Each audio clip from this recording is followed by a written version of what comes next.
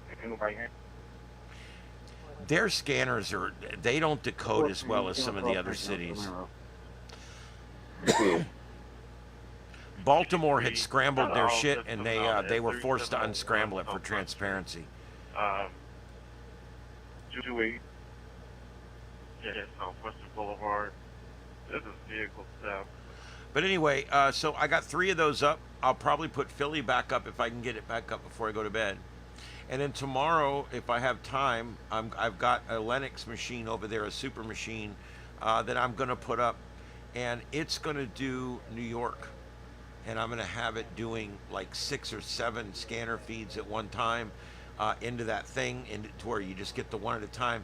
And then I'm also going to have like 3 live cams across the bottom, because that computer can do a lot more than the thin clients. So, but the whole point here is to get up things that people will find and like, and then they'll subscribe to the channel, and we'll get more of an audience that way.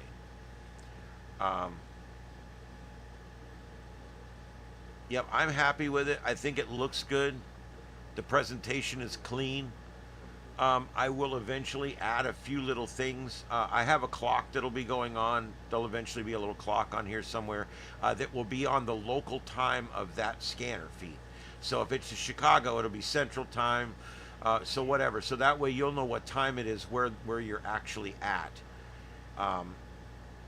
And I've got a couple towns that actually have a call feed that comes out of the departments, and as soon as I can figure out a way to get those call feeds to come up, it'll actually tell you what calls are coming in right on the screen, and so hopefully we can get that going too. But yeah, it is. I think it's a good thing. I think it's a matter of just getting things up that people will watch, you know, that people find interesting. If I can get enough things up that people will find interesting, then we will actually get subscribers that way.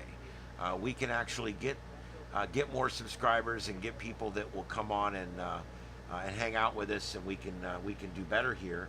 And the little bit of money I make can turn into a little bit more, and we can actually build more things here and add more things. I'm looking at replacing all of the thin clients with supercomputers. I'm going to start building them one at a time with YouTube money as it comes in. It may take a while, but that's what every bit of money I get is going to go to those computers. It's going to build. I'm building them for about $700, $800 a piece, and each one will be able to do quite a bit. And so I'm going to probably start. I don't know. And these thin clients, I'm still going to keep those too. They're going to be doing something else. They'll be doing Broadcastify, or they'll be doing something else. Also, I'm also thinking about once a week, if I pay a nominal fee, I can send my broadcast signal over to Facebook and different accounts. And I'm thinking about one day a week, like on Tuesday nights, actually feeding our show out to 5 or 6 different social media accounts instead of just YouTube, and seeing if we can use that as a mechanism to get more people to come in as well. And I'm also looking for suggestions. A lot of you guys have been doing this longer than me. You've been around other platforms. We're just getting into the whole Discord thing, and it's going well.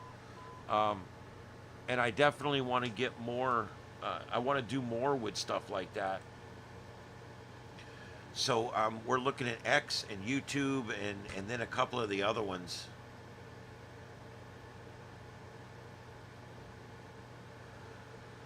Oh, Nikki's live right now, and when Nikki's live, she's outside right now. She's up in the Tennessee mountains, in the foothills of Tennessee, and the weather's nice up there. It's probably beautiful tonight, like in the upper 60s up there, and nice. And I'm not used to it here. It's just oppressively hot outside, even through the night. Hey, Victor, what's up, man? Yeah, and I think I mentioned everybody else. Thanks for being here, guys. I've been working on the studio today. I'll give you guys a bit of a rundown what I did today. I moved the mic to where instead of coming up from the floor and across, the mic now comes across and down like this. And so I've got my mic right here now. I kind of like it. I can just move it up a little bit and it's out of my way when I'm not on the air. And I think it's about as close as it was before. I really don't think you guys will notice much of a difference, except where it was before, it was facing the air unit. Now it's actually facing away from the air unit. So it might actually be a little better. I'm not sure. Because the air unit's up in this corner up here. It's a hotel air conditioner. It's fairly quiet, but it does still put out a lot of water, or a lot of noise, I should say. But I've got a lot of different things I've been doing in here today. I moved the lights that were here on the floor and up here. I moved those and hung them from the ceiling as well. I'm trying to get everything I can get off the ceiling up, because I like to be able to roll. Like, I'm the only one here a lot of the time. Okay, I live here alone pretty much, and I'm here all the time. And so when I'm here, I take the other two chairs and I put them way over in the corner over here by the door. And then I can literally, now that these mic stands and all these lights and all this bullshit's all gone. I got the umbrella light up. I got the colored lights up. I got all the studio stuffs hanging from the ceiling now. And even the mics hanging from the ceiling. So now I've got it set up pretty nice right now, where everything's up out of my way, and I can wheel my chair all the way around the room to do whatever it is I need to do.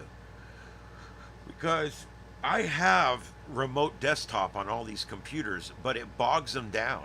It's better that I slide over there and just work on the computer.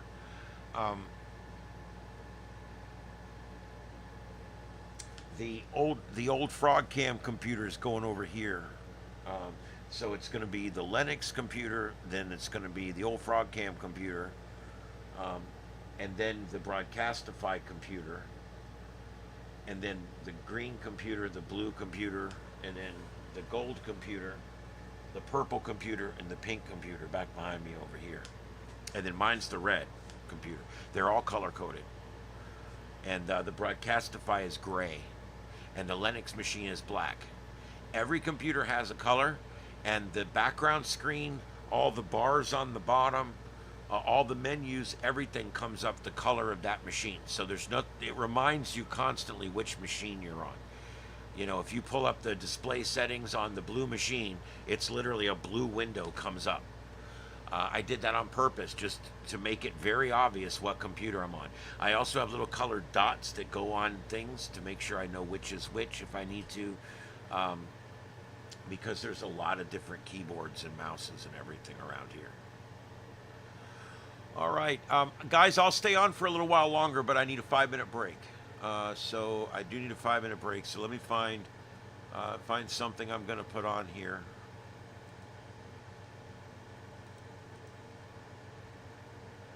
Indianapolis Metro has 1,000 people listening right now. Now you probably ask, why would they all be listening there? I don't know. I can't figure out why Indianapolis routinely has the most people listening. But yeah, it always does. Well, here's what happened, Victor. I only get 1 or 2 notifications a day. And since I was working on all these live streams all day, I've started like 10 new live streams today. So I don't think any notifications actually went out for tonight's broadcast, which is fine. We've got a slow start and very low numbers, but that's okay. I don't get discouraged that quickly. I am a little bit, but I'm okay. All right, I'm going to leave on Indianapolis. I'll be right back. Give me 5 minutes. Georgia, that they won't extra night. You said it was 27 in Arlington. That's right. Hey, firm, Samantha. Southeast 31, report of shots still ongoing. East Sumner Avenue and Southeast Street, more to follow. 3600 South, 500 East. Just information. We were just over there about 5 minutes ago, and we were seeing fireworks. Is there an officer that I can put on the run, and then they can advise? Attention East District. Possible disturbance with a weapon at 1343 North Edmondson Avenue. More to follow. 1400 North, 6700 East. Send it to 325. I'm clear, thank you. Just information, this caller is advising me here. 10 shots still ongoing and vehicles speeding away. They thought it was coming from the King Guy Road. No visual. Metro 135. 135. Attention, East District, Baker 329, Baker 347, Baker 329, Baker 347 for a possible disturbance with a weapon at 1343 North Edmondson Avenue. It's apartment 202, D as in David. It's a female complainant versus male with a knife. Dispatching her yelling in the background. The complainant is not answering questions. More to follow. 1400 North, 6700 East. I'm here. I just don't know where the entrance is for the juvenile, so you can copy ending mileage as 57479. 334, 347. 2230. Baker 334 and 347 at 2238. Baker 329 disregard. The suspect's name's been around. Control 348. Do a call back to have the caller buzz us in the case for. Adam 324 and 330, suspicious person in beat 11, 1800 North Alabama. 330, Gray in Shelbyville. Clear. 330. 353 back on just a moment. 330 or 2239, 35. Both 2239, two males with face masks. One's wearing a black hoodie, one's wearing a gray hoodie, checking door handles, looking inside vehicles, and they're standing on the sidewalk. 329 attack. Clear. 27 control. That's one out of Illinois, about oil man. Go ahead. 353, keep back beyond the 330. 4255 4482 127 W. Black male out of Illinois. 2239. Like. Control 329, flag it off. Clear, we're going to mail. Control, get 348, voicemail on callback. Units for shots fired East Sumner Avenue, Southeast Street. Additional call gave Madison Avenue and East Troy Avenue.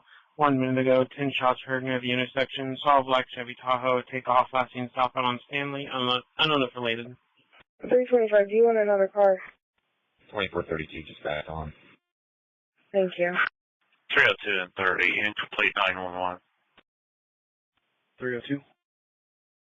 Car 30. 354, I put both of them in the run for you. Units en route to 1343 North Edmondson Avenue represent a possible disturbance with a weapon. Dispatchers still are arguing. The complaint is now confusing. She's not answering questions. 2523 Vinewood, 2523 Vinewood, apartment 2022. Got this address from previous calls with this phone number. A male named Dwayne Frank keeps calling 911, getting Metro, making threats towards law enforcement, and strange comments about Eskenazi and IU Health. 302. Car 30. Both units 2241. 30, this is going to be the subject that 331 arrested for firing shots a few weeks ago. Therefore, use caution. I'm responding from my office. Same. 64 to start for a runaway report, 5602 Cato Drive at options. 135, did you find the entrance? 64, do you have paper? I did. Negative.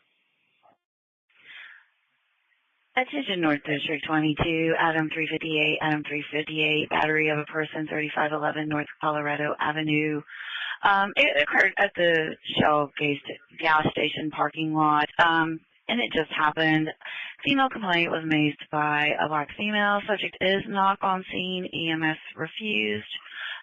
3500 North, 100 East. 348, what's this happening for control? 355. They've got a person shot. They've got a person shot. Stand by. Dispatch with a person shot. Go ahead first. Driver 355. Background paper, sir. 64, caller stated 2 juvenile males ran away from options. It's going to be 2 white males. Other than that, it was a third-party information. He didn't have any description. I'm clear. I'm still on my way there. No, I'm coming from a distance. Control, can you put 355 on the person shot? Stand by. They're putting it out. East District 12, Baker 333 and 363, 333, 363, assist EMS. 2040 East Washington Street, Solo gas station. EMS en route will stage. Male saying he's having a mental breakdown, saying he's going to hurt himself. Unknown weapons. Male stopped answering questions. Attention North District 22, we've got a person shot, 4117 Meadows Drive. More to follow, 4050 North, 3300 East. 368 New York. 340. 330. 324. Who's up? Adam 314, Adam 330, Adam 324, Adam 370 at 2243. Male, 29 years old, white and black clothing. Caller gave location, stated he's been shot in the thigh. He's laying on the ground outside location. He said it occurred 15 minutes ago. The suspect's no longer on scene. 355 and 330 will back you on as well. Control's available, East District wagon. We don't have a wagon tonight, Control. Baker 329, you clear? And then was somebody going to go on Colorado? I'm clear. Control, can you just pin that object up there? Yeah. 357, it was coming back to Wilson or Milton Wilson or the other way around. It says it's expired. Yeah. Northwest Beat 22, Frank 356, Adam 169, trouble the person, 3239 Merrick Lane, Unit 1A, Adam, ex-girlfriend won't leave. 356. 1693. So it's at 2244. And the medic runs said it the outside front, and it happened about 15 minutes ago. 302 and 30. I'm not sure which address is going to be his. They said he was pinging at 6038 West 25th. He does have a address listed at apartment 112, but then the most recent calls were from Vinewood. 333 Unitburg.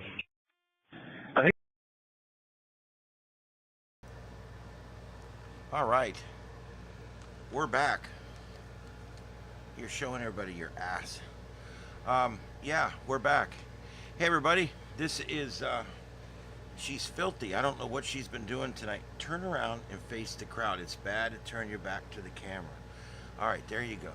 This is Mama Bleep. She is a completely feral cat that showed up here. Completely feral. And she got herself pregnant.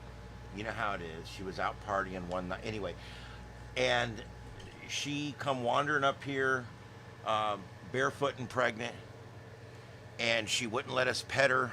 I put food down for her. I worked on her for weeks. I couldn't get her to, and then all of a sudden she shows up, and I'm like, I think she's pregnant. I think that one's pregnant. I really do. And sure enough, she was, and she had her babies, and only 2 of them lived, but. I think it was her first litter, but I'm not sure. And so she brought those babies to us and immediately became an indoor cat. That day, she's like, here, pet me. I mean, I don't know what happened. Hormones will change a cat on a dime, right? This cat wouldn't let me touch it. All of a sudden, I'm petting this cat. Now, she's my cat. I mean, this is, look at her, loving on me. Oh. She is my kitty cat now. I mean, it's, jeez. And she literally just loves the crap out of me. And so I end up, I've gotten really close with her now for 2 or 3 years. She's been like one of my #1 kitties. She comes in here all the time and she hangs out with me. And she was completely feral. That's why, that's the keyboard. When you do that, it's because you're on the effing keyboard, okay? And, you know. What is it with cats and keyboards? I don't know what it is. I'm surprised she hasn't taken me off the air. She's usually pretty good about taking me off the air, aren't we? Yeah, let's go back and check out the grid. Right above me here, I got Skid Row. Over here, this way. Oh, wait a minute. No, it's this way. Yeah, over here. This one over here. This is like the Brady Bunch. This one over here. This one. This is a guy that says he's at a protest, but I think there might be a few people out there. It's hard to tell. And that's in LA by the Federal Building. And then the upper, and upper over, both of those are storm chasers that are now in the dark in Kansas City, along with the 3 down the left row there. And that one in the center, of course, is Times Square, and where it's always a busy night, even when it rains. What are you doing, Mama? You loving the phone? That's my new phone. She loves my S20. Look at her go. She absolutely loves that phone. Anyway. Hi, Mama. Yeah, or the good kitty. We call her Mom Bleep because she's all. Are you bleeping right now? Yep, look at her. See the tongue? God made her tongue too long. What do? She actually has the name Mama Bleep. That's her official name, Mama Bleep. Every cat we've had that has had kittens earns the moniker Mama, and then they get a secondary name. And hers is Mama Bleep. See, her tongue's sticking out. Can you see that? I mean,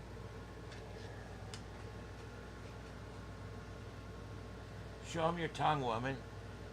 Did you see it? She's like, what are you doing? I'm going to go away. I don't like this. Yeah, should go kitty. All right, so anyway, that's what's going on there. Let's do a quick news check. And if you guys see anything going on, let me know. And then we're going to go over and do the check on the earthquakes and stuff real quick. The sad news to pass on tonight, I don't know if you guys have seen or not, but there is a little bit of sad news tonight, especially for those of us who were 70s sitcom fans. If you guys remember Lonnie Anderson, remember her from WKRP? She passed away this evening, and she was the secretary on that awesome TV show that one of the reasons I'm in radio today, probably, WKRP in Cincinnati. And she played the very hot, she was married to Burt Reynolds too. I mean, just mentioning that. But she played like the hot secretary that nobody could touch type of thing. There she is with Arnold. But anyway, yeah, she passed away this evening, and great actress. I never looked at her as a sex symbol. I loved her in the shows she was in and the parts that she played. So she'll be missed. The good news is we always have those episodes of WKRP where she's the smartest one in the whole building. There she is. That's from WKRP. That's Dr. Johnny Fever, the daytime DJ, there with her there in that picture. All right, so Lonnie Anderson, she has passed away and left us, and she no longer lives among us. So God bless her and Godspeed.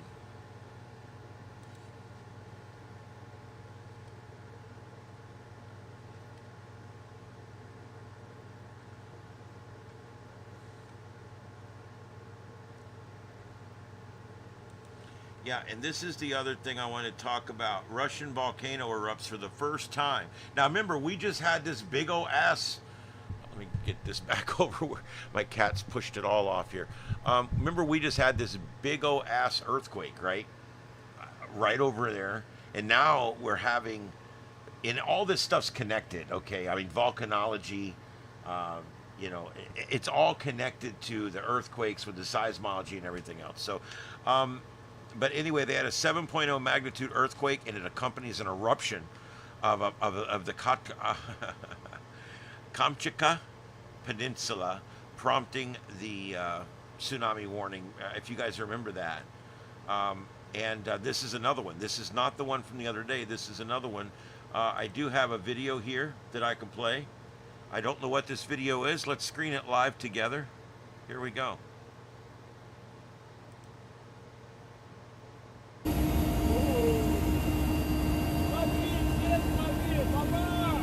Wow, look at that.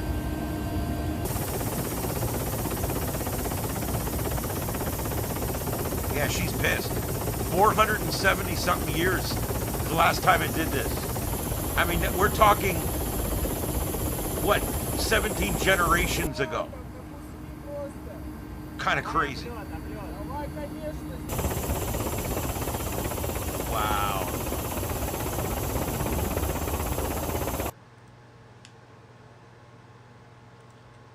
Incredible shots there. Oh, they obviously made it out because they still got the footage, unless they were streaming.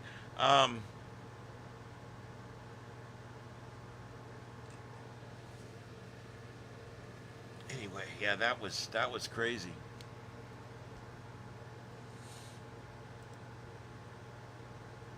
But we don't know how crazy this one's going to get because there's no precedence, not in our lifetimes. I mean, this goes back.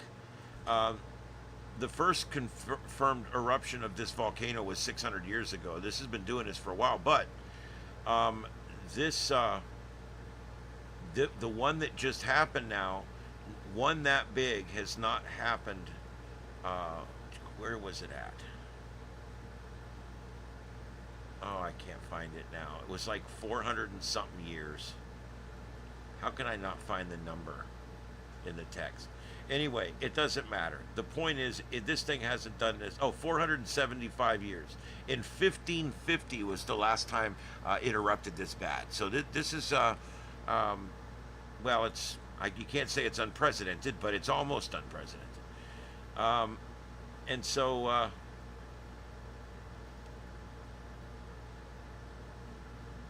they said the activity was slightly decreasing, but that explosive activity could continue. And then they're just mentioning that earthquake from last week, because that one from last week was pretty bad. Right, Mama Kitty? I know, it was bad. And, where's my earthquake thing?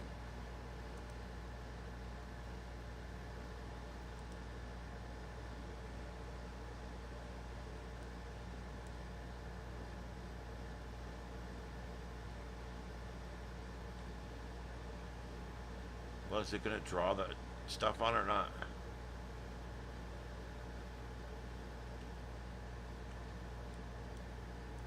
Oh, for Christ's sake.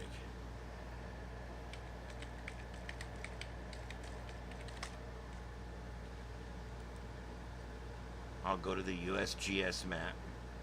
It ain't pretty to look at, but it works. Okay,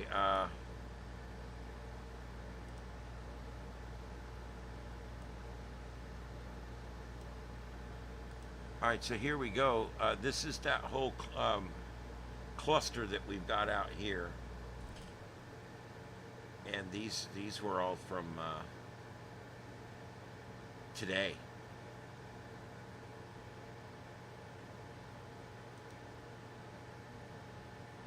Boy, this really sucks.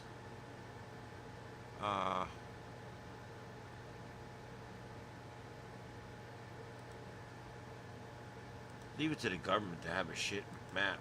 I mean, let me see if I can find it. There's like 10 of these maps, and this one really sucks.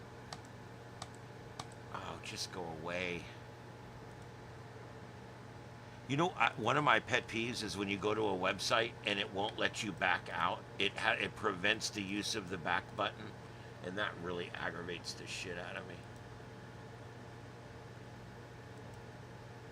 Seismic monitor. Let's see what this one does. Yeah, here we go. This is like the one we were using. Yeah, just go away. Yes, pop-ups, yes. Looks like we've got a new one, a 5.2 that just happened. Look at this cluster F. Here you go, guys. Look at this. There's been so many earthquakes that it looks like a constant, you can almost walk across the circles. You believe that? And this is the latest one here, a 5.2 that looks like it just happened at 44 minutes after midnight Zulu. That would have been like in the last 2 hours. So we're still looking at some big ones here. Here's that, see that circle back here? This one, that's that 8.8, see it? So you can see where it was. And this is all up and down that fault line right there. Lots and lots of activity. Where else have we had activity today? Look for the purple. Looks like a little teeny one up here. That one don't even count. You couldn't even feel that one. All right, so let's look. I don't see anything else new except way over here by Haiti. Looks like near the British Virgin Islands. Actually, 3.2. That's little, but something. Sometimes little ones are a precursor, you know. There was this one here. The other one I wanted to talk about was this one here, near Clifton and Yonkers, in Hashbrook Heights, New Jersey. This happened earlier today, and it was a 3.0. Now, a three you can feel, but it's not going to cause normally any damage. So that's kind of where we're at with that.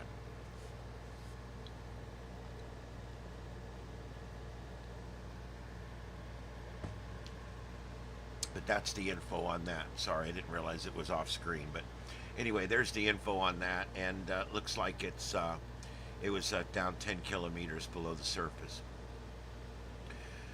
All right, so that's all. That's what there is there. And the Pacific Rim of Fire doing its thing out there. But I will tell you, the only place that we really have an inordinately high amount of activity is here. Now, remember, we were watching over here. We had a cluster of activity right here, remember? But look, it's calmed down. These were earlier yesterday, these two here. Everything else is more than 3 days old. And so that looks like it's calmed down now. And we're just mainly looking at this one. This is the one that caused the tsunami event that we had the other night. It also apparently has done a lot of damage in Russia, but no one's really talking about it. You know how that is. Anyway, let's do a little reset here. Hello, everybody. My name is Ian. This is Starship Studios, and we are live in North Fort Myers, Florida, also affectionately known as Southwest Florida, or where you've heard of the Bible Belt. Well, we're in the humidity belt of the country here. We're down here where it gets way too humid. Anyway, we are live tonight. Tonight in studio with me, I have my co-host, Mama Bleep. She's right over here in the co-host position. She's taken up position 2 over here on the console, and she is cleaning her face. So anyway, yeah. We love doing this. We're here 6 nights a week. Hey, Carlotta, how you doing tonight? Glad you're here. Oh yeah, I probably could do that. Let's see here. Oh, software updates. Here we go.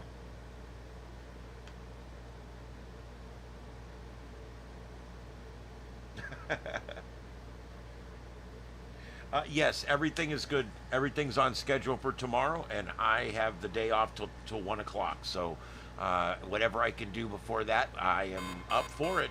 Just do me a favor. Let me know when you're en route. All right. Other than that, yeah, good to go. But yeah, I just wanted you guys to know that I do have a co-pilot tonight. Her name is Mama Bleep. I told you the story about her a few minutes ago. And she is in hanging out with me tonight. All right, let's get back to the main grid and see what is going on out there. There's not a whole lot going on tonight, but we are continuing to monitor currently 5 severe thunderstorm warnings. And we're watching this area right here that involves the North Texas Panhandle, as well as areas of Oklahoma and South Kansas. It's funny because for 3 weeks we've been in the Dakotas. Have you guys noticed that? For like 3 weeks, Nebraska, the Dakotas, and all that up there, way up there. Now suddenly we're back down here where we normally are for the really severe weather in the spring and the fall, which is through the tornado belt here, since we're talking about belts, rust belts and tornado belts and weightlifting belts. Anyway, is this guy not coming back? I mean, just moved him up, and let me see if I've still got everybody else here. I've still got him. Do we have any cams anywhere? Let's see. I have a cam here, but there's nothing going on there. Ooh, there's a nice lightning storm in the distance. I'll hold that for now. And look at that. You can see that lightning storm off in the distance down here in the lower left corner. That's a great shot. That's an infrared shot. Lightning is very bright in visible light. It's also very bright in infrared light. So when you've got security cameras that are in infrared night mode, that lightning is like twice as bright as it normally is when you're in regular mode. So, yeah, the cat's doing its thing. It has to, you know, work over there, whatever it's doing. I don't know what cats do. I just am glad she's not licking her ass on camera. That's the main thing. Ooh, okay, so there's no other cameras out there, and we just lost this one now, so we're down to 2 again. But all 3 of these guys went orange. See, when these storm chasers turn orange, they turn their cameras off. A lot of times that means they're taking a break. They're getting something to eat. So there you go. The bacon belt. There you go.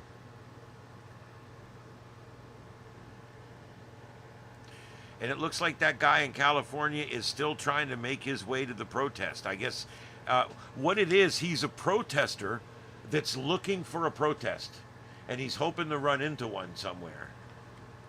I think that's what it is. I'm kind of sure. Yeah, normally Ed Earl will start screaming at the door, and I let him in. But tonight it was Mama Bleep that wanted to come in. There's 3 or 4 cats I have that have shack, what we call shack privileges, which basically means they're allowed to come in here because they're not too hard on the equipment. I got several others. You can't let them into a new area. They'll piss it up or they'll get all over everything. Hello from Kansas, D Knight. Thanks for being here. We are watching you guys right now on the camera. Dodge City under the gun a little bit right now with a flash flood warning that's been issued there. It's a radar indicated. And yeah, southern Kansas still in this yellow area, which is I believe a 2 out of 5 on the threat assessment for tonight. And I think a 1 out of 5 for tornadoes. So I don't think it's going to be a big tornado night, which if you live in Kansas, that always sounds good, doesn't it? This is setting up a little bit of straight line winds. Anytime you guys get one of these like this, when you start getting this bow echo, you see that? It's kind of a bow, and it's all heading in the same direction. And that's called a bow echo. That's what derecho looks like. Derecho, I have a hard time saying it right. That's what that looks like on the radar. That's straight line winds. We used to call it straight line winds. They started calling it derecho. It's the same thing. It's basically, it's not a tornado. It's a push of wind that's coming across. Usually only happens in areas that are relatively flat, and it like the plains and places like that. You'll get these, and they'll come across. They'll go across the desert pretty rough too sometimes. But you'll get that push of air, and that can actually cause damage. You can actually get well over hurricane force in one of these, even up to 100, 110 mile an hour wind gusts when it first arrives. So I'm wondering if that's what we're looking at here. Let's switch this back over to radial velocity, which gives us the speed of the rain. And there you go. That's exactly what I was talking about. No, there's no couplets. No couplets, but what we have is this strong line of wind. Remember, I just drew that, and I can draw that like that. That's heading this way. That's where those strong winds are pushing down. And then if I we'll take that off, and then we'll go back to the other one, and you'll see, of course it just moved a little bit there, but you'll see look, it's the same line. That is probably got 80 mile an hour straight line winds in it. That's going to come in like gangbusters, and we have not a single camera out in front of this thing that I know of. It's a pretty rural country out there. It is no longer in Kansas. It's definitely all in Oklahoma, and it's heading for Oklahoma City proper, but it's still 2 or 3 hours away. There's not a lot out in front of it. Enid's going to get the corner of it here. and Hennessy is probably going to see it maybe in about 90 minutes to 2 hours. Clinton will probably get clipped, and that's about where it's at. I hope that storm doesn't hit down here. It would be bad. I'm kind of busy tonight, if you know what I mean. Yeah. Anyway, I had to do Clinton. I saw it on the map, right? All right. So anyway, I did not. No, let's not get into that now. Okay. Check back up here. This Dodge City, I guess the rain went through earlier, but that flash flood warning persists for another hour and 35 minutes. So there's probably a little bit of elevation around there somewhere, and we're seeing the water start to pile up. That's why they're keeping that flash flood warning in place. The next county to the left of that, Gray County, 135 people without power. These are very rural counties. You can see that 135 people is 15% of the people in that county. Here's another one, 83 or 60, 6.8%. So we are seeing some power outages associated with that, either flooding or winds that came through earlier with this storm that's setting up here. This is not that strong of a storm. I'm just telling you guys, there's probably 70-mile-an-hour straight line winds in here, and that's about it. Now, where's our storm chasers? Well, they're all back here, and they've all turned orange. A couple of them have, almost all of them have popped off at this point. There's not really anybody left out. That's it. They've wrote it off because it's not showing rotation. It's showing derecho. These guys are tornado chasers. I get it. All that's under now is a special weather statement. No longer a severe thunderstorm warning, just a statement. Now, it is interesting. We've got this weird one sitting over here. It's a little supercell, and it's moving south-southwest, which is a little weird. And we do have two storm chasers up here. One of them still has a camera on, but that's the one we've already got up down here. The other guy just passed him. He's watching this storm cell right here. His camera view is like this right here, and he's showing us right over here. You see this? I'm moving it around. That was the camera view. Now he just got back on the road and he's rolling again. But it was a good shot of that lightning that was in that storm. It was pretty good. Oh, he's spinning around. Here we go, heading back towards it. This storm's heading away from him. It's actually heading south-southwest. It's heading south at 33 miles an hour with a slight westerly inclination there. All right, so there you go. That's what's going on the weather-wise. There's not a whole lot other than that. The only other area is there's a slight risk up here. We've got a few weather statements up here near Boise, Idaho, and Emmett, Idaho, and then we've got a line here that's moving, but this is nothing I would be too concerned about. These are simply, the light blue ones are just weather statements. Basically, watch out, it's going to be kind of bad. Nothing that's warning or anything like that. And then down here, that's it. We are watching, down here we've got flash flood warnings right now, south of Dothan. This is in, what is this? This is in Mississippi. And you can see there's Dothan in Mississippi, just south of that. Radar indicated flash flood warning, and another one to the east. This is going to be in Georgia. In Georgia, getting close to home here. Hi, Mama. Hi, did you have something you wanted to say this evening? She speaks very quietly. You have to really listen to hear what she's saying. Isn't that right? Hmm? Yeah, I'm holding your tail down because the whole world doesn't need to see your anus. Yeah. Why don't you turn around the other way? Turn around like this. I mean, it's a cat ass. It's not a big deal, but... Look at the tongue.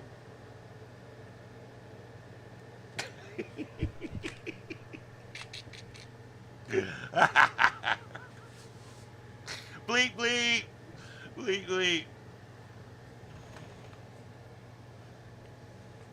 There's your mama in the chat. Say hi. About that much of it hanging out.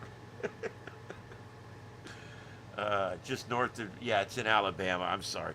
I get it all mixed up. Mississippi, Alabama, Georgia. Yeah, okay. Southeast somewhere. But yeah, thank you for that. Mama, you're rough on the equipment. You know what I mean? All right. Don't start that now. She actually does. She has respiratory issues. They all do. I think it's inbreeding. These are all neighborhood cats that come wandering. You know, Ed is like a purebred cat. He's a steel gray. I call him a dime store cat. You could walk him into any pet store and he wouldn't last the day. And he would be bought by lunchtime. He's just a beautiful cat. But a lot of my cats are like this one. She just wandered up here, dude. She's messed up. She's got problems. She's probably don't even got she ain't got enough genes to make a whole load of laundry. But that's okay, because I love her, and she's already lived here for years now. I don't know. She's 5-6 years old, I guess. More, I don't know. We don't know exactly how old she was. And she's had a good life, and she'll continue to have one for a while. There goes the mic. There you go. Sorry about that. Jesus. Mama kitty. Come on. All right. Why don't you go back over there? Go back over there for a while. Yeah, go back over there. All right. She sometimes takes a hint, and sometimes she doesn't. Hi, Mama. We're back. And we're back. Okay, so there we go. Yeah, that's Dothan, Alabama. And got a camera here, but I don't think it's going to show anything. Nope, it's somebody's backyard. That's pretty cool, that thing in the background, whatever it is, like lights on that pole or whatever. That's pretty neat.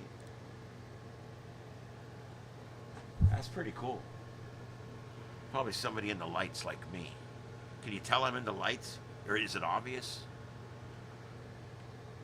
Ed, Ted, and Littles. Yes, they spent the day out in the house for a while today. Until it just got too hot. No kitty. Mama, go over there. I gotta do a show.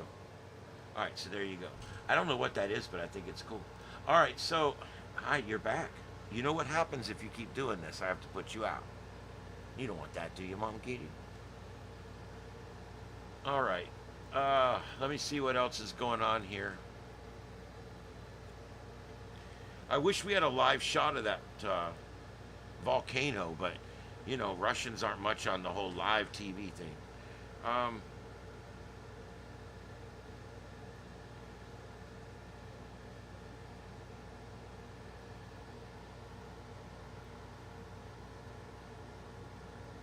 Multiple aircraft have breached Trump's the no-fly zone around Trump's place over the weekend. That's getting scary. You know, I don't care what side you're on. That's scary.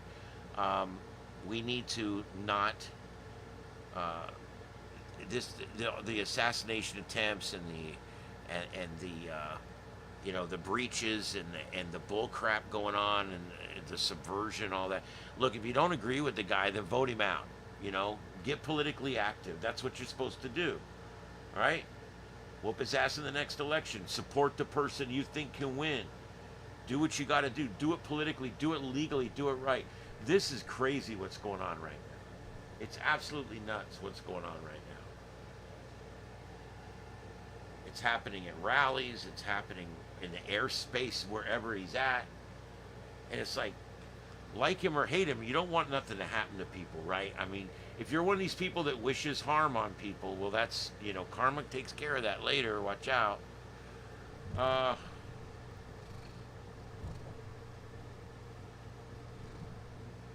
are you doing, kitty?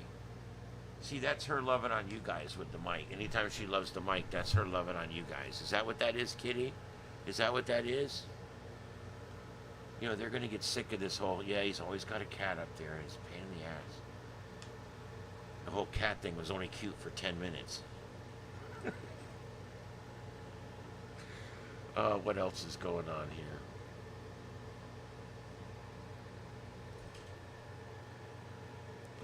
Low-carb beer. That's like diet soda. Come on, seriously. Low-carb beer, diet soda. That's all it is. It's diet soda. I love people that sit down to a 5,000 calorie dinner and a Diet Coke. It evens out, right? It evens out. Oh, God. Yeah. Yeah, we got Littles and the other one in the bedroom. We got Littles and Ted. And I'm so close to them, I can't let them out. I just can't. They're staying in there. They get the house sometimes, but they stay in our room a lot because I can't let them get run over. They're too young. They'll go right out in that traffic, and so they're inside. They're completely inside right now, and they'll stay that way for probably another year. I don't know. I will eventually. Oh, there's a possum in the yard. I haven't seen a possum in the yard in a while. Oh, and my daddy kitty's following him around. Knowing that cat, he's probably just asking him, "Hey, man, what's up? Stay over there for a minute." Jeez, cat, I don't want to have to put you out, you know? Yeah, Diet Coke's disgusting. I think I'd rather drink beer, too, and that's saying something, because I don't drink. Everybody's always like, well, if you got to drink soda, drink diet. I'm like, no, if I got to drink diet, I drink water. It tastes like shit. I could drink generic soda all day, but diet soda, it's bad. I have a hard time with some sweeteners. Aspartame and stuff, and even the yellow one started getting on me for a while there. And the only one I can use now and taste it, and I don't use it very often, but I'll use a pink sweetener in my tea if I can't taste the sugar. I'll put one pink sweetener in it. But I've gotten to where I don't taste those sweeteners at all. They're just like, and they're bad for you. And one gives me a headache, and it's just working because when I talk, I'm actually talking into your face. Is that working? Is this thing on? Testing 1, 2.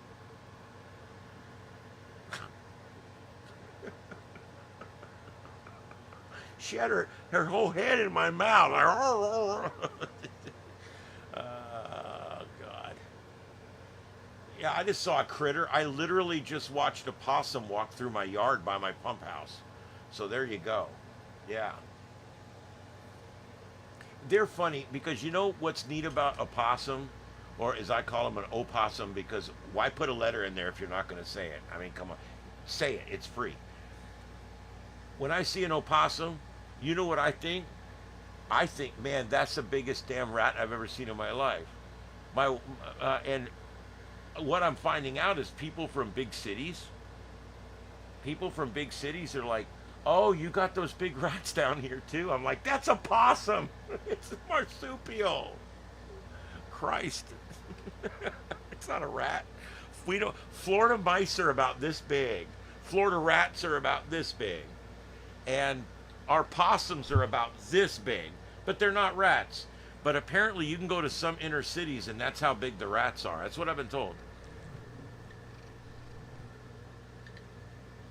That's right, one in the pink. Yep. 2 in a stink, isn't that what it is? Something like that? Yeah. Is that what it is, kitty? What you think? You're not going to say nothing tonight, are you? The whole show, and you're not going to say a word. You're scrolling. Do you notice that? You're scrolling. Cats love to scroll. They also love to sign you out of shit and take you off the air. They just love that stuff. So, let's see. On the AI front this week, I've been very, very impressed with some of the stuff. I've been training ChatGPT to know me and to understand what I do. And now it's like when I do my meta tags for the show, I just go in there and say, YouTube, make those meta tags for my evening show. That's all I say. It knows what to do. It knows to pull the top 5 articles. It knows to put those into the description. It knows to put, and it puts the hashtag, and then it builds all of today's news articles into the hashtags. And I programmed all that. So it does it. And what that does is it saves 30 minutes every day of my time. You know what most people do when it comes to meta tags? They don't bother.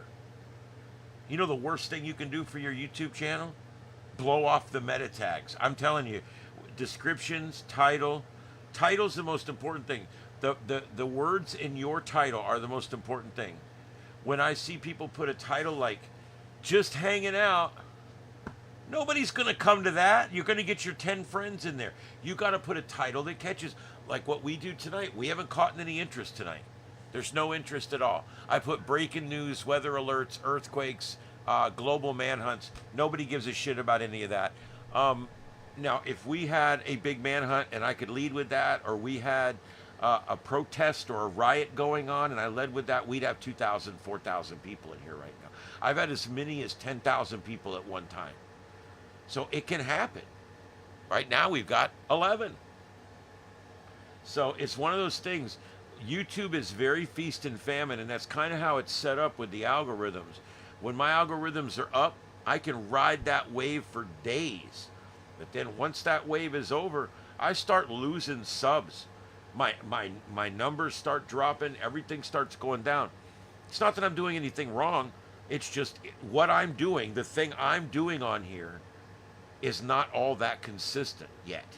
But I think with enough of these shows and enough of you folks that come in every night and become loyalists and you want to do it, and we get you in positions where you're working on the show and helping and doing stuff, I want to make this into a really cool thing where I'll have a people that want to work with the show. They want to do staff related functions. They want to help me with things and do stuff.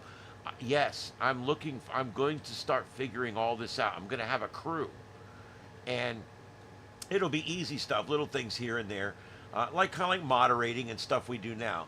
And it'll also, but it'll be something that will be, it'll be neat. It'll be a little bit of ownership in the whole process. And I think that, I think people will like it. I've been working on this for a while because this channel is going to be a lot of things. It's going to be big. I mean, I'm broadcasting more streams than anybody but EarthCam, I think.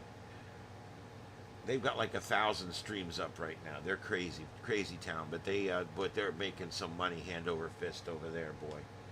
But that's okay, because you know why? They put in the work.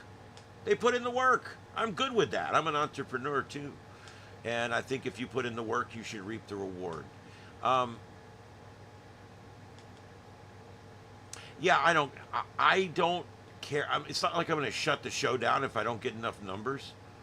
But I'm an analyst. I'm a scientist. I like to look at the numbers. The numbers are important to me. I actually go through all of my stats when they come in. Every day, every week, I look through my stats. I get the monthly summaries. I look through my stats. I look through things like, how are people viewing my channel? You know, a lot of channels, the majority of their viewers are watching on a phone. On my channel, the majority of viewers are watching on a computer or a television. Why is that? It's the format. All these little teeny screens. And I understand that. But that's the format that I'm doing it in. It's not set up for a phone. It's set up for a bigger screen so that you can see everything that's going on. Not that you can't watch it on a phone. But believe it or not, almost as many people watch on a tablet as a phone, which I thought was crazy because there's just not that many tablets out there. And that's just simply because of the size of the windows and everything. What are you doing, Mama? What are you doing? I'm like the smoke and scan guy. All I gotta do now is start smoking in here for you guys and we'll be all set. Isn't he the one that has his cat that sits in there with him? He's pretty cool. I've watched him. Yeah, you know, I try to be informative and I try to, like, enlighten and find neat, cool things to bring to you guys and not just the usual crap. Right, Mom Kitty?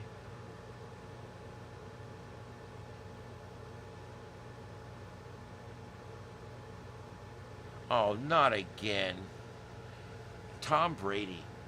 I don't even watch football. I quit watching football 15 years ago because of the piss poor officiating, and it hasn't gotten any better, so I haven't haven't gone back to watching it. But Tom Brady, this pompous prick, has basically announced, or he's saying, there's rumors now that he's going to unretire and go back to football again. What a pompous ass. Leave it to the younger people to come up and play football. You know? You greedy, greedy man. Just go write books. Be an NFL guy over on CBS. Okay? Or something. Anyway, whatever. That's my opinion on that. There you go. Alright, there's that. Alright, nothing else there. Let me check a couple of other things here. In space weather, Titan, the shadow of Titan just cast across Saturn yet again. It's done this 2 or 3 times here in the last month. And you really need a decent telescope to see it. The telescope I had, I could see Saturn, I could see the rings, but that's about it. I couldn't really see a lot of definition. I don't know if I would have been able to actually witness the transit of the shadow with the one I used to have. But if you have a refractor or any kind of bigger backyard telescope, you can get a really good view of this when it happens, and it will happen again.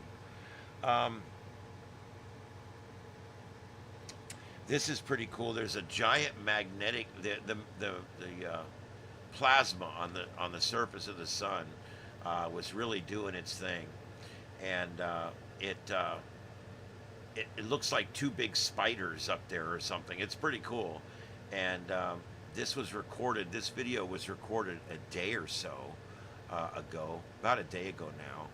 I'm trying to get it zoomed. Mama, you just put your ear in my mouth. Yeah, here we go. Let me show you guys. This is spaceweather.com. Check this picture out. This is a time-lapse picture that lasts over the course of about an hour. Yeah, it's a 1-hour time lapse. You can see the clock up in the upper corner up there. And that's a 1-hour time lapse.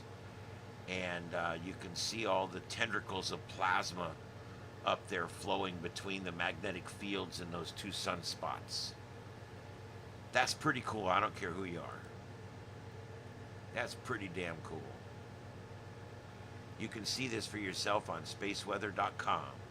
And they're pulsating and sending waves out along the surface. It's really cool. Each of those tendrils, Earth could fit down inside one of those tendrils, just so you know how big that shit is out there, okay? Yeah. What do you think, kitty? What do you think? You like that microphone, don't you? I like it hanging up there better. You don't seem to mess it up quite as bad. So there you go.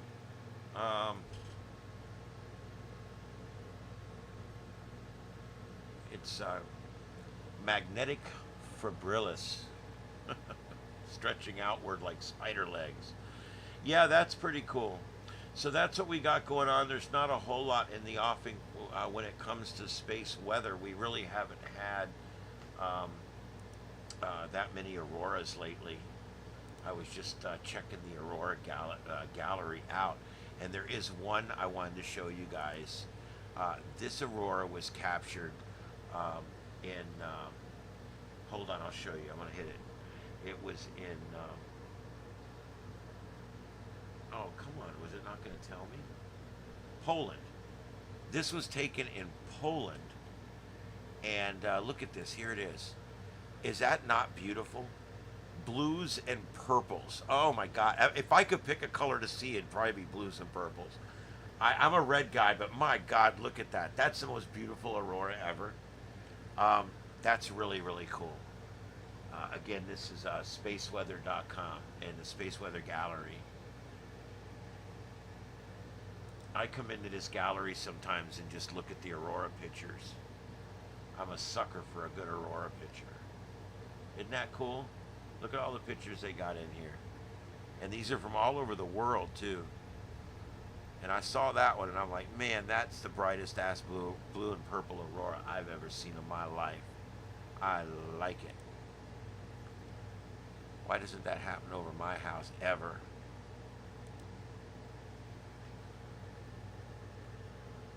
Anyway. All right, so let's take another peek here. I've been on for about 2.5 hours. I'm going to call it pretty soon.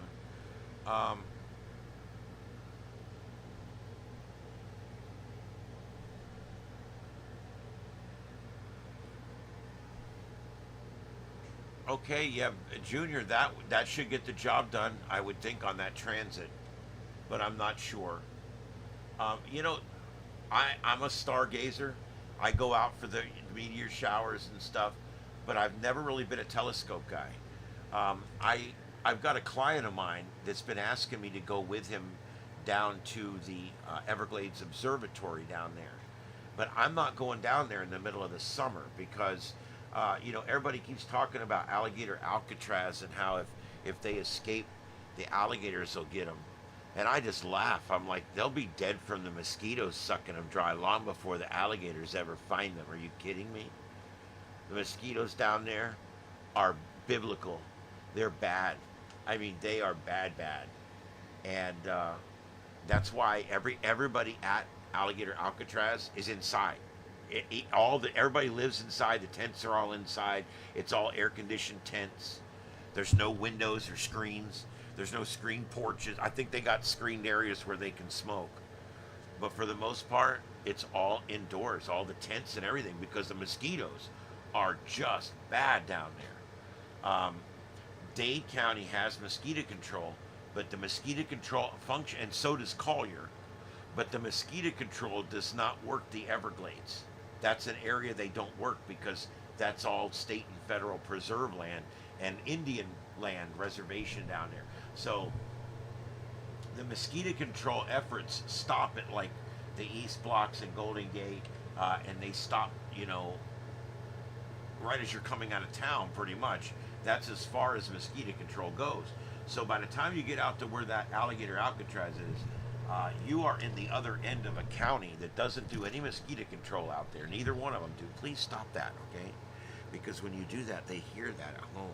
I know you don't have your headphones on. But anyway, so that's why the mosquitoes are just murderous down here. Absolutely murderous. And I cannot believe that that people would be able to go out into the Everglades and do anything this time of year. So I told him when it comes time, we'll go in November, December.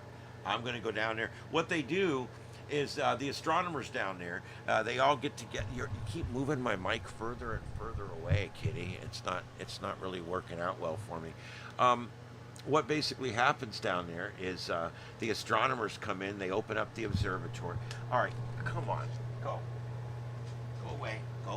away, Mom Kitty. They open up the observatory down there, and a lot of people bring their personal telescopes and stuff, and then people who are interested like us that aren't, you know, we don't have telescopes or anything, we just show up and they let us all look through their telescopes, tell us all about what we're looking at, and explain all their stuff and tell us about the astronomy group in town and all that. I think it's pretty cool. Yeah, I think it's good. Yeah, a clear night. I mean, we get some really good clear nights down here, but we also don't. So, we get a lot of cloudy, crappy nights too. So it all just depends on what we got.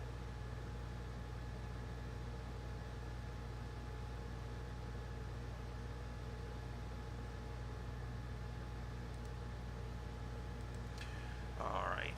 Let's see what else we got. I'm looking around one more time to see if I can find anything going on.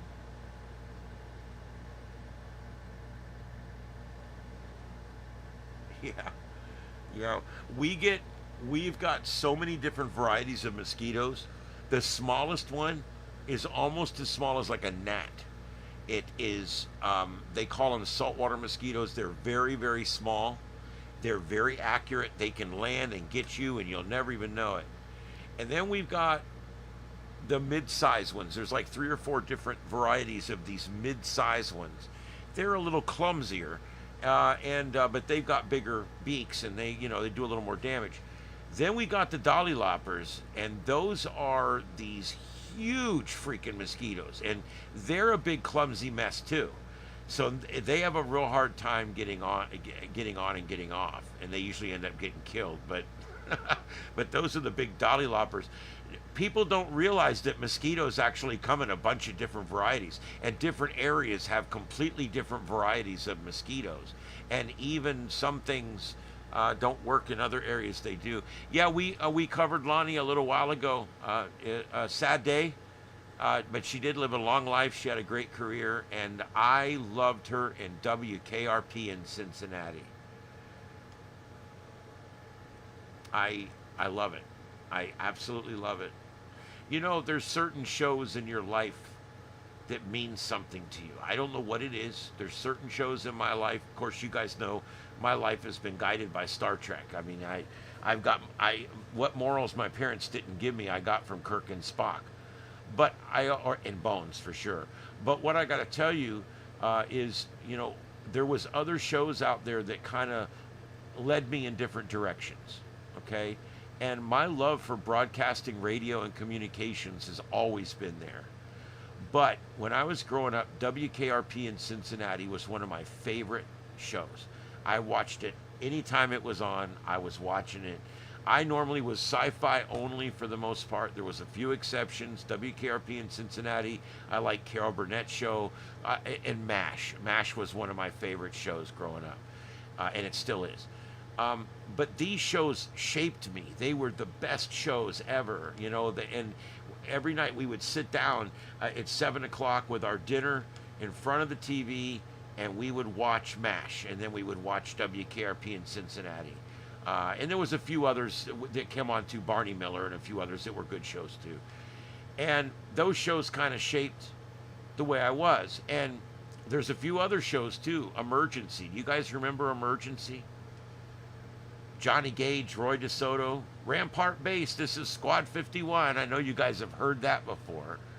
It's an old show. You can go watch it for free on Tubi or one of those. Great show from the 70s. It showed the beginning of the paramedic program in the United States. It showed some of the first squads running paramedic crews out saving lives with IV bottles and trachees and trach tubes and different things. And that show was, I loved that show more than almost anything in the world. I knew everything about that show. I knew where they shot it. I knew everything. And you know something? I told my parents when I was 14 or 15 that I was going to be a cop or a fireman. I just hadn't decided yet. I knew. And I became an Explorer Scout with the Sheriff's Department. I did that for a few years. And then I dispatched for a year while I was volunteering at the fire department. And then they offered to send me to fire school, and I went. And the rest is history. I was in officer candidate school at 20. And I was a lieutenant at 21. And that's where the mustache came from. But anyway, I've always just, you know, that show made me want to be a firefighter. I did a lot of the same things I saw on that show. And I wonder, when they talk to these astronauts and they ask them, what inspired you? They always usually go back to Star Trek. A few go to other shows that are like Star Trek, that are nearly as good as Star Trek. But, you know, several of the dead astronauts, when they went through their stuff after they died, they found comm badges, Star Trek comm badges in their belongings that they left behind in their locker or whatever. As a matter of fact, one of those comm badges from one of the astronauts we lost in the second disaster, the second shuttle disaster over Texas, her comm badge is hanging in the Smithsonian. And so that show, that emergency show, just like Star Trek inspired those people to be astronauts and astrophysicists and rocket scientists, Emergency inspired me to be a firefighter. I knew I couldn't go to space. I'm a chubby little kid that couldn't remember nothing. I knew I wasn't going to space. I wanted to go to space more than anything in the world. I wanted to go to space. But I knew they would never invent phasers in time. So I just said, you know, I want to do something. I can't join the military. I can't run that far. And I barely made it through the fire academy. But I had to do it. I wanted to do it. And I made myself get through it. And I went through the police academy. And I went through, you know, officers' candidate school. And I did it because I had this drive to do it. And it all started with that TV show. It all started with that TV show. You know, that TV show ran, what, 7 or 8 seasons. And then they made TV movies after that. One of them was called Inferno, and it was basically their version of the Towering Inferno, and it actually came out before the Towering Inferno, which was a great movie back then. If you guys haven't seen it, both the Inferno and the Towering Inferno are both great movies to go see. Anyway, those are the things that shaped my life. And then later on, when I was out of the fire service and I couldn't do it anymore, and I hated what I was doing, I remembered that show, WKRP, and how much I love radios, and how much I love, you know, I used to be a comms specialist with emergency management, you know, and I know radios really well, and I wanted to do radio. And so I put a suit on and walked in and just applied for any job they had. I told them I'd start with toilets, and I got the job. And that again was because of that TV show. And I don't know if other people are like me, but I think a lot of them are. And I think we're shaped a lot more by what we watch on TV back then. It's different now. Let's not talk about now. But back then, we're shaped a lot by what we see on that TV. Even the Muppets was a good show. It was wholesome. It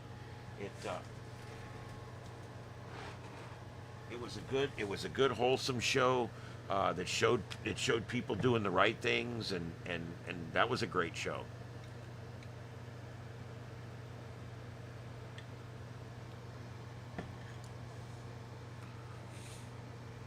Oh, Krista McAuliffe, yeah.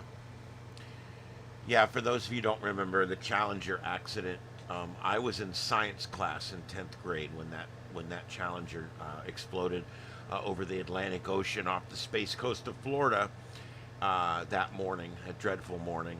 And we were so devastated because that shuttle program was everything back then. I mean, it was literally like, it was the waving flag. I mean, it was patriotism, you know.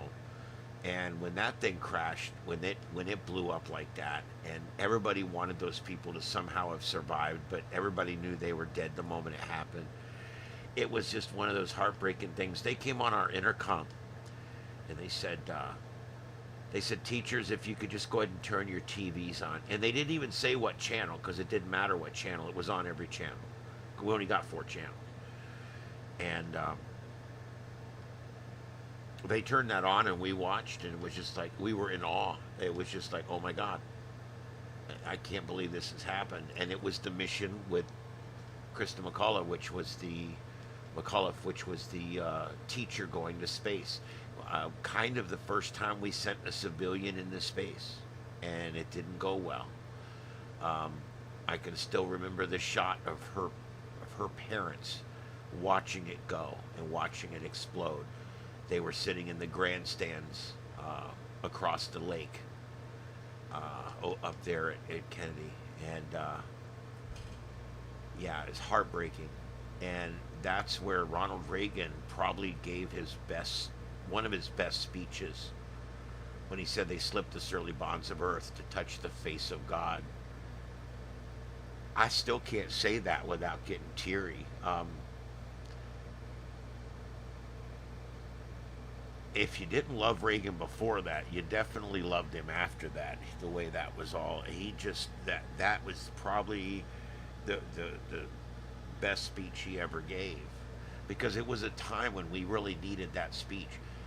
You know, you might not like George W. Bush, but when he stood up on that smoldering pile of what was left of our downtown New York, and he said, I hear you, and they'll all hear us soon. Whether you liked him or not, you know, his approval rating was 82% after that speech. Same thing with Ronald Reagan. Because when someone does something really great, it transcends party. And some people had the ability to do that and some didn't. JFK could do that. So it wasn't just Republicans. The Democrats have had people in the past too that could reach and transcend across that. And these amazing speeches that were given by these people, I don't know. I just, man, just amazing, absolutely amazing. Anyway, that was a tragedy that morning. That was probably the first time I ever got hooked on news media, and that was at a time, you guys have to remember, that was at a time where there was no 24-hour news cycle. You had to be sitting on the couch at 6:01. Dun dun dun dun, and the news would come on, and you would get your news, and then if you wanted another shot, it was 11 o'clock, and that was it. We were middle market here. We didn't even have news content in the morning here when I was a kid. There was no morning news. We got that probably, I was 15 years old when they started putting news on in the morning. And there was noon news. One station in town, the one I worked for, the one I work for right now, they had a noon news product back then. So I could turn it on at noon if I wasn't at school, and I could get a news update. By today's standards, that's crazy. I get 3 shots at news. You know, the only time you got to see the radar, the rain radar, which was really cheesy and bad back then, was during the weather on the news. Weather was done right before sports, which they don't even do anymore, really.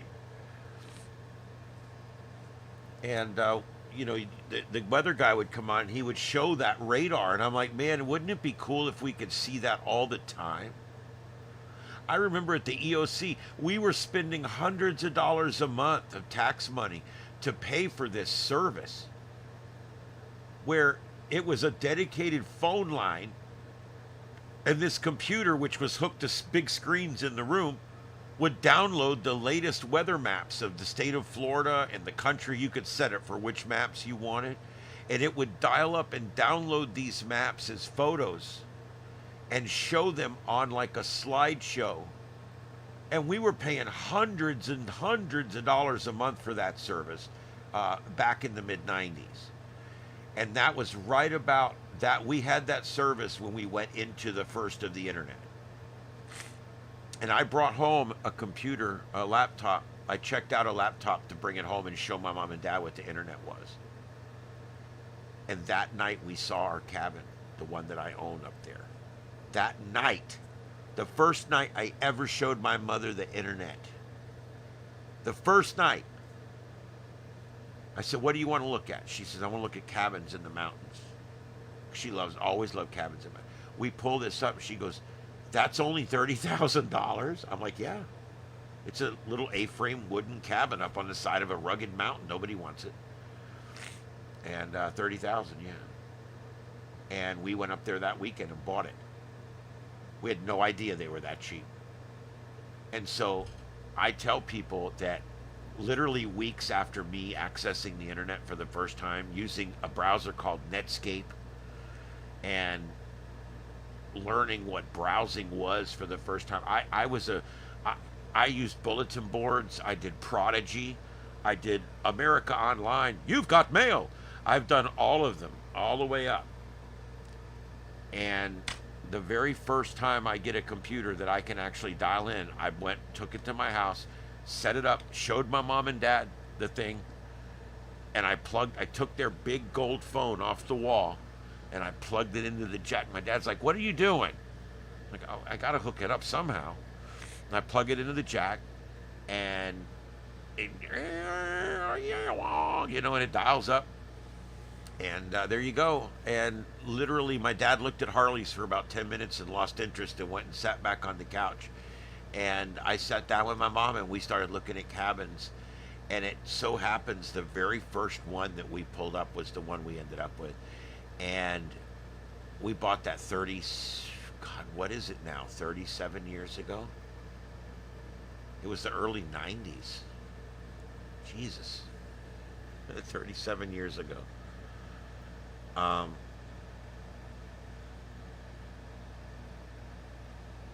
Yeah. So we get this place, and we go up there to buy it. We just end up everything smooth sailing. We buy it, we walk away with it, and we start staying up there, and we love it. And I'm going to end up dying up there. That's where I'm going to move to as soon as I'm done down here producing radio. I'm gone. My ass is already up there. I got to catch up. I really want to be up there so bad, but I can't leave my show right now. It's going too well, and the people I work with need me, and it is what it is. So, but I will eventually end up there. All right, so there you go. There's like a little trip down memory lane there. I don't know where that started and where it went, but we ended up covering all kinds of different things there. Let's see here. The bottom line is, go back and think about what TV shows you used to watch when you were a kid, and see if maybe they affected how you think about things, or how you did things, or even what kind of career you chose in life. I know a lot of people watched these medical shows when they were kids, and they grew up to be doctors and nurses. I know that to be a fact, and I know that Star Trek, a lot of people watched that and got into space and got into science. And I know a lot of people like me watched Emergency, or watched Adam 12 and Dragnet and Chips, and became highway patrolmen and became city police officers. I don't know. I don't think we give it enough credit. And I think when we do give it credit, we say it's negative, but I don't think it is. I see TV has affected my life in very positive ways over the years. MASH taught me what was right and wrong. MASH taught me that no matter how bad life gets, you still always wear the white hat. That show will always be special to me for that reason, because it taught me about you. Good's not something you choose or choose not to do. Good is what you are. Good is the way you are. And that show even had anti-war undertones and things like, I don't care. It did it in a very tasteful way. And it showed the senselessness of the war without making fun or denigrating the people that had to fight it. And I always thought that was what was so special about that show. And I bought my mother, I wish I had a picture of it. I was in Walmart one day, and I found this. It's about this big. It's a white, like plastic CD case, and it opens up. And when it opens up, it lays out like this. And then it folds out. And it folds out, and it's got like a book on either side, and you can go through them. And I got her, it's got the original MASH movie, every single MASH episode, and then the final MASH, Amen, Farewell, and Goodbye. It has all of it in that one box. 10 seasons. 10 seasons. And 2 movies in that box. And when we go to the cabin, that's usually our go-to. At least 3 or 4 days at a time we're up there. If we just want to put something on, we put MASH in. And we always remember where we are. Like, I know right now we're starting season 5 up there. And we will go probably through season 5 and 6 next time we're up, 7 and 8 for the next trip. I know it seems crazy, but when I'm up there, that's the wholesome shit that I want. I like it to be on up there while I'm doing my radios and cleaning and playing and doing stuff. I like to have that on because it just reminds me of my childhood, and it reminds me about all the things that are good in this world. And it's about a really bad thing, about a war. But it's about, the show's literally about the best of the worst.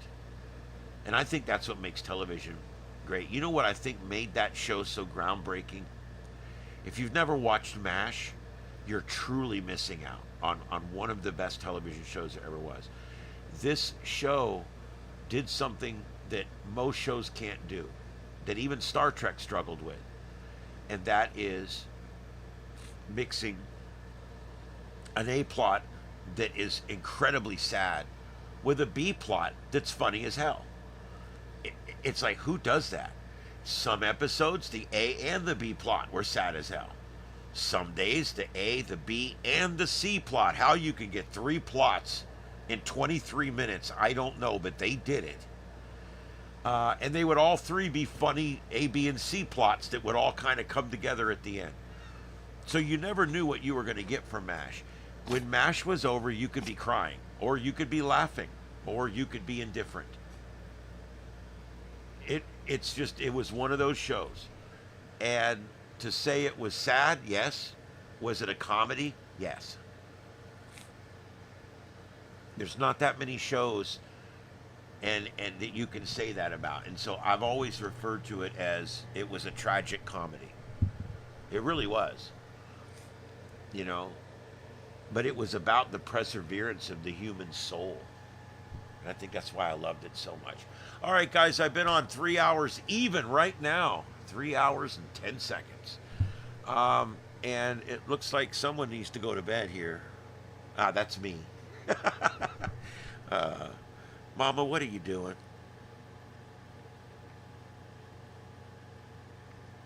She's getting a flea. Are you done? Did you get that one? All right. If anybody, I'm gonna go 2 more minutes. If anybody has anything, let me know. Yeah, I didn't always align with Alan Alda exactly, but I think him and I would have had a good time sitting in a room having a beer, because we were alike on a lot of things, and he's a really neat guy.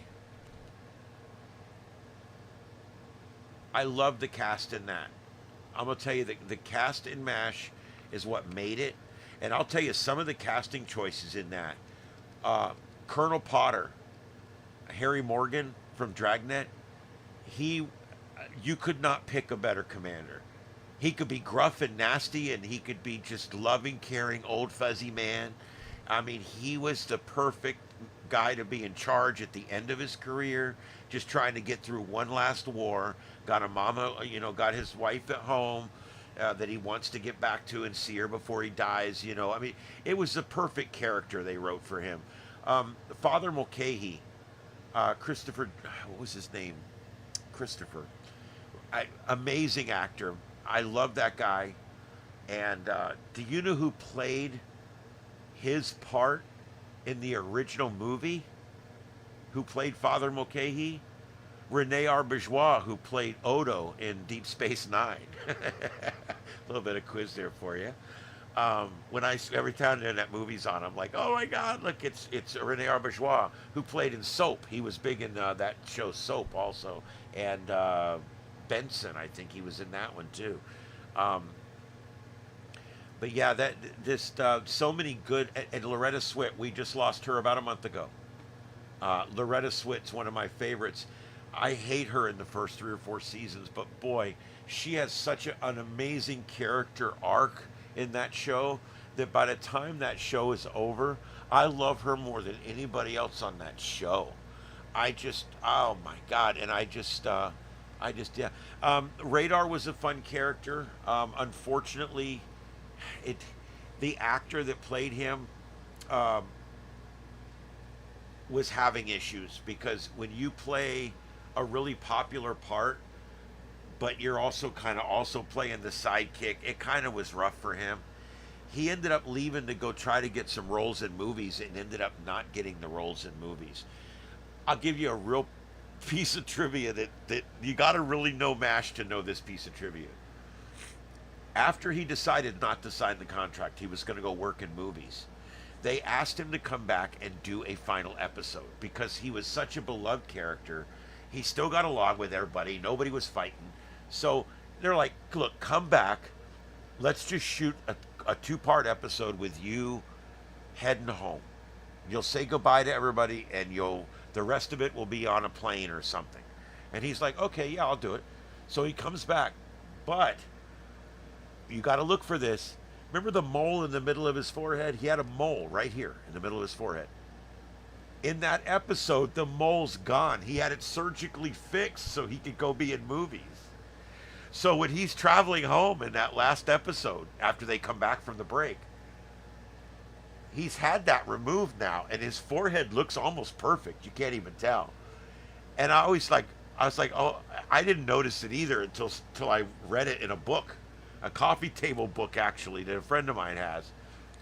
And I read it, and I'm like, oh my God, I never noticed that. But yeah, in that 2-part episode, the mole in his head's gone because he had it fixed. He's going to be a Murphy's. Gary Berghoff. Yeah, he was good.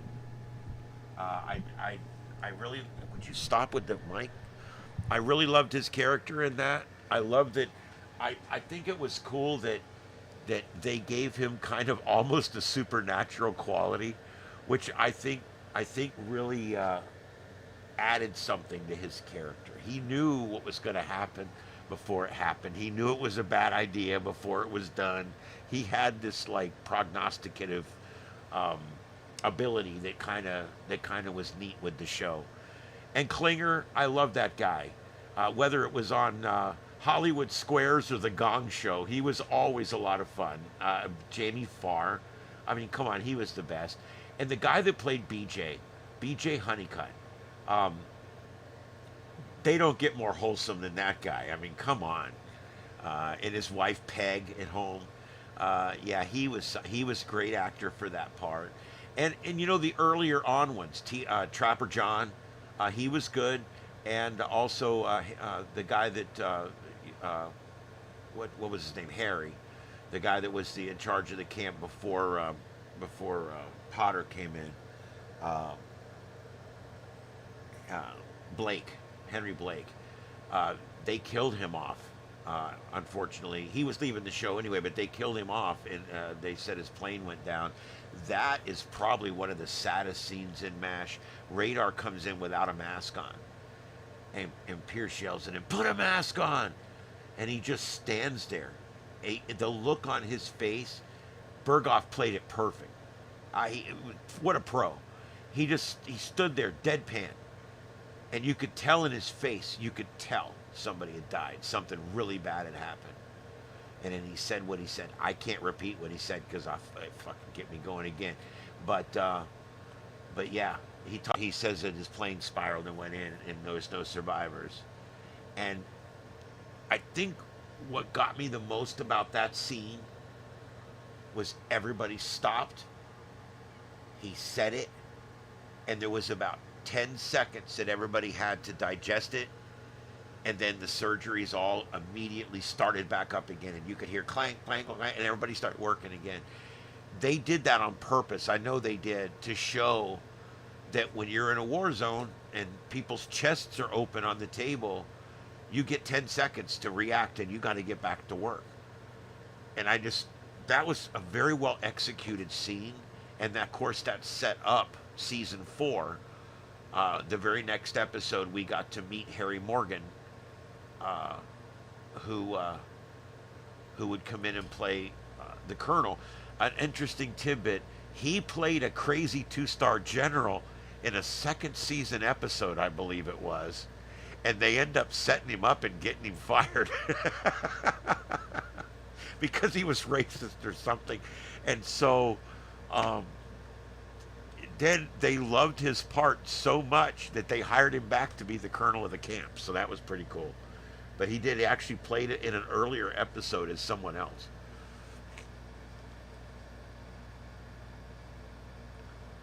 Yeah, this cat loves me, dude. I'm pretty tight with my cats. I talk to them like people, and I don't know. I have a good relationship with my cats. Even this one. Come on over, Mama. What's wrong? Oh, you're talking now? Well, you're talking to the mic because they can't hear you. What were you saying? What were you saying? What? Okay. All right, guys. Let me see if there's anything else. Last call for the chat room. Last call for the chat room. I will be in tomorrow night. I have no special plans this week. I've got a normal week ahead of me here. So I should be in every night by 9 o'clock. Well, there you go, Junior. I have about 10 of them. Many of them are neighborhood strays that I feed. I've got 3 indoor, and I got 2 or 3 like her that are mostly indoor, but they crap outside. And then I've got like 3 or 4 ferals that hang around. I'm getting to where I can pet most of those. I start working on them. I literally put wet food on a plate, and I go sit down, fold my legs, and sit down in the grass, and I put the plate in front of me. You want to eat? Come eat. And then while they slowly walk up, and I just sit there. The first couple times, I don't even reach out. I just sit there and let them eat. I don't touch them.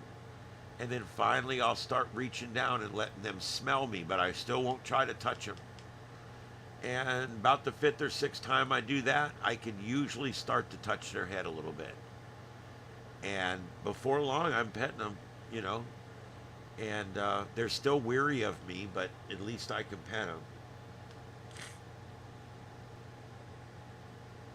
I don't know what it is. I don't know how they get so damn feral, you know, that they do. They're just totally, you know, they're wild. If they're not with people right off the bat like that, then they're just feral. They're wild. It is what it is. Joseph Farrell, there you go. BJ Honeycutt. Yeah, he was good. I liked him too. You know, when they went from season 3 to 4, they changed some things. Now, Ferret Face stayed around for another year. But in that 4th year, he stopped cheating with Loretta Swit, with Hot Lips. And the Colonel was replaced by Harry Morgan, who didn't cheat on his wife. And Trapper was replaced by BJ Honeycutt, who didn't cheat on his wife. Are you seeing a pattern here? The first 3 seasons were all about a bunch of men that were over in a war cheating on their wife. They were screwing around, watching stag films, dating and sleeping with everybody in the supply closet. Now, Pierce, it didn't matter. He wasn't married. But sometimes the women he was with was married. So, but by the time season 4 came around, the network said, you know what, guys? This is not wholesome enough for network. We need to straighten this out. And so what they did was, Pierce continued to do what he did. You know, he would do anybody that would get in the storage room with him. But all the people around him that were married became much more honorable people. And I like that. Some of the better episodes were the ones where Harry Morgan was tempted, where BJ was tempted, but didn't do it at the last second. Those are some of the better episodes, because it shows that, you know, that their family's at home and they're going to get back to them. I don't know. I just love that show. God damn, I love that show. All right, guys, I'm going to call it. Hopefully there'll be something to report on tomorrow night. It's been boring tonight. I'm sorry about that. I'm going to keep going, guys. I'm going to keep live streaming. I'm trying not to get too discouraged. We're just going to keep it going out here. If you guys have any suggestions or things we can work on or things we can do to increase our reach or anything like that, get with me. Like I said, I'm looking for people that have suggestions or even want to make an offer to help or do stuff, whatever. I guess that's about it, everybody. Like I said, I'll be on tomorrow night, 9 p.m., and I'll be here in the morning in case anything happens to be going on in the morning, but we'll see what happens. All right. All right, everybody.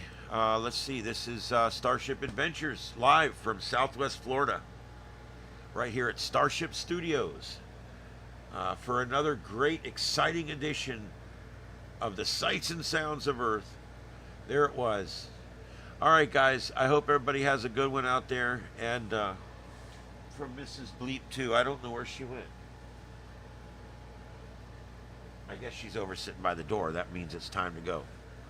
All right, so, oh, there she comes. I was calling you. I didn't know where you went. Oh, you talking to me? She's talking, but you can't hear her. She's meowing right now. I don't hear you.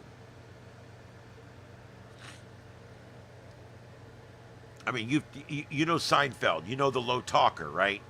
Well, she puts the low talker to shame. She's a no talker. The mouth moves, but I don't hear anything. All right, good night, everybody. We'll see you guys on the next one. Say good night. The mic's right there. Just say it. No? You're stubborn. All right. I'll see you guys later. Have a good night.